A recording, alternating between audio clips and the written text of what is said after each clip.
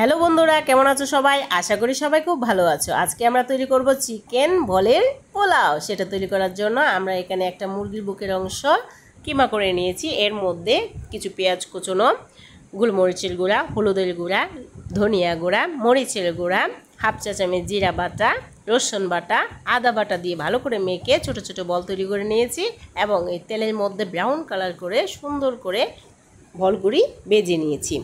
এখন একটি কড়াইয়ের মধ্যে পোলাওয়ের জন্য কাজু কিশমিশ ভেজে নিব। এখানে আমি 1 কেজি চাল নিয়েছি পোলাও রান্না করার জন্য। একটা কড়াইয়ের মধ্যে 1 কাপ পেঁয়াজ দিয়ে দিব। এর মধ্যে এলাচি, দারচিনি, লং, তেজপাতা দিয়ে চালগুলি 20 মিনিট আগে আমি ধুয়ে রেখেছিলাম সেগুলি দিয়ে দিব।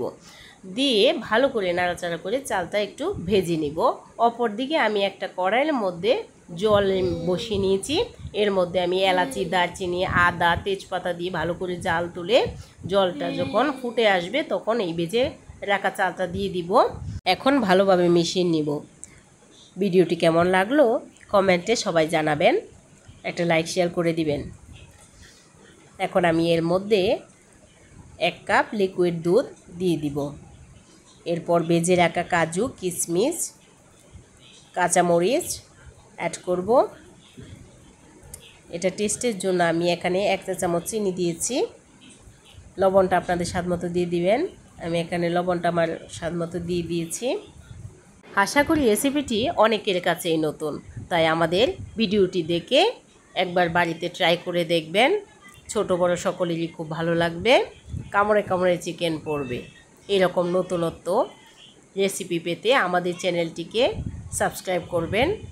আপনারা ভালোবাসা দিলে আমরা আরও নতুন নতুন ভিডিও তৈরি করব। এখন আমি এর মধ্যে ভেজে রাখা চিকেন বলগুলি দিয়ে দিব এবং ভালো করে মিশিয়ে নিব। দেখুন দেখতে কত সুন্দর লাগছে, খেতে কত সুস্বাদু হয়েছে। একবার বানিয়ে খেয়ে দেখলেই বুঝতে পারবেন এবং আমাদেরকে কমেন্টে জানাবেন। এখন 2 চা চামচ ঘি দিয়ে দিব। তাহলেই তৈরি হয়ে যাবে আমার রেসিপি। এতক্ষণ ধরে ভিডিওটি দেখার জন্য সবাইকে অনেক অনেক ধন্যবাদ। সবাই খুব ভালো থাকবেন, সুস্থ থাকবেন এবং আমাদের ভিডিওগুলো দেখবেন। দেখুন তৈরি হয়ে গেছে আমার চিকেন বলের পোলাও।